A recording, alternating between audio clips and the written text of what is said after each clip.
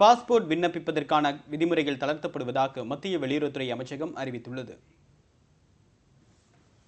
Passport பெறுவதற்கு 1989 ஆண்டுக்கு பின் பிறந்தோருக்கும் இனி பிறப்பு சான்றிதழ் கட்டாயம் இல்லை என வெளியுறவுத்துறை அமைச்சகம் தெரிவித்துள்ளது. அதற்கு பதிலாக பிறந்த தேதி உள்ள பான் கார்டு, ஆதார் அட்டை, ஓட்டுநர் உரிமம், வாக்காளர் அடையாள அட்டை, காப்பீட்டு பத்திரம் ஆகியவற்றில் ஏதேனும் ஒன்றை வழங்கலாம் என அறிவிக்கப்பட்டுள்ளது. மணமானவர்கள் திருமண சான்றிதழ் சமர்ப்பிக்க வேண்டிய கட்டாயம் இல்லை எனவும் வெளியுறவுத்துறை அமைச்சகம் தெரிவித்துள்ளது.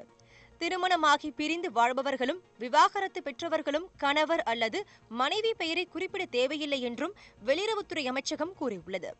பாஸ்போர்ட்டுக்கு விண்ணப்பிப்பவர்கள் தாய், தந்தை என இருவரின் பெயரையும் சேர்த்து குறிப்பிட வேண்டியதில்லை. தாய், தந்தை அல்லது பாதுகாவலரில் யாராவது ஒருவரின் பெயரை குறிப்பிட்டாலே இனி போதுமானது. ஆதரவற்றவர்கள் எளிதாக பாஸ்போர்ட் பெறவும் விதி திருத்தப்பட்டுள்ளது. அதன்படி பிறப்புச் சான்றிதழ் இல்லாத அவர்கள் அதற்கு பதிலாக ஆதரவற்றோர் இல்லத்தில் இருந்து கடிதம் பெற்றுத்தர வேண்டும். தாய், தந்தையில் ஒருவர் தரும் ஆவணமே போதுமானது. தங்களின் குருவின் பெயரை பின்பெயராக கொண்ட சாதுக்கள், சாமியார்களும் அந்த பெயரிலேயே பாஸ்போர்ட் பெறலாம். அந்த பெயரில் வாக்காளர் அடையாள அட்டை போன்ற ஏதேனும் ஒரு ஆவணம் இருந்தால் போதுமானதாகும்.